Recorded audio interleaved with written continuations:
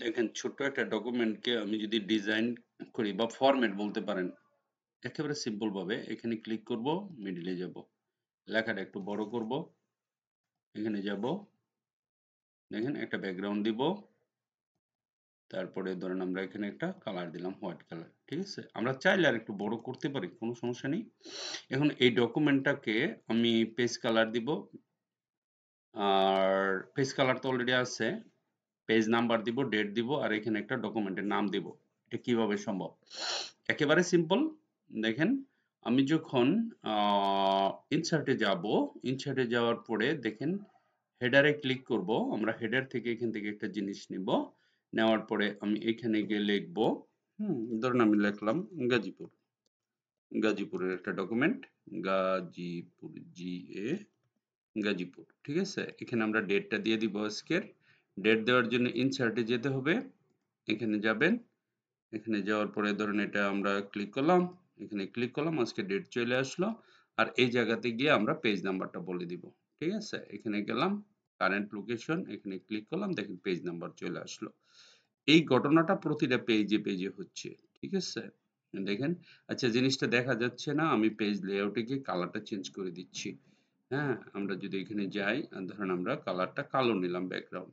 ঠিক আছে, ব্যাকগ্রাউন্ড কালারটা কালো নিলাম, আর পুরো ডকুমেন্টের কালারটা আমরা হোয়াইট করে দিলাম।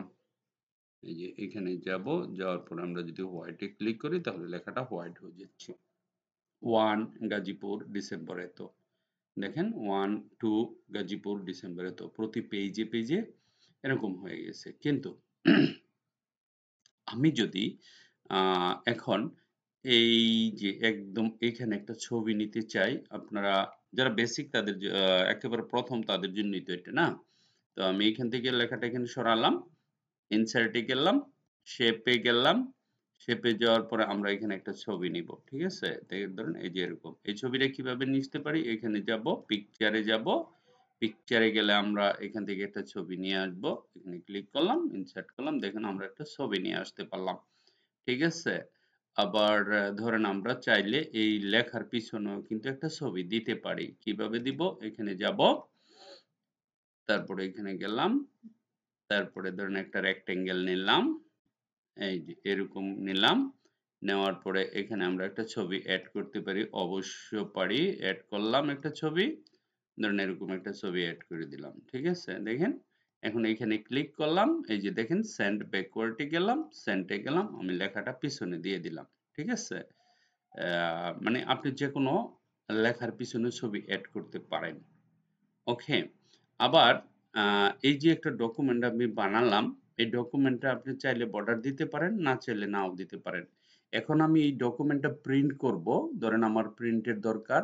প্রিন্ট করার জন্য আমরা কি করব, ফাইলে যাব, ফাইলে গিয়ে এই প্রিন্টে গিয়ে দেখব যে ডকুমেন্টটা ঠিক মতো হয়েছে কিনা। ঠিক আছে, আমার ডকুমেন্ট ওকে আছে, তাই আমি এখন খালি প্রিন্ট বাটনে ক্লিক করব, সেটা প্রিন্ট হয়ে যাবে।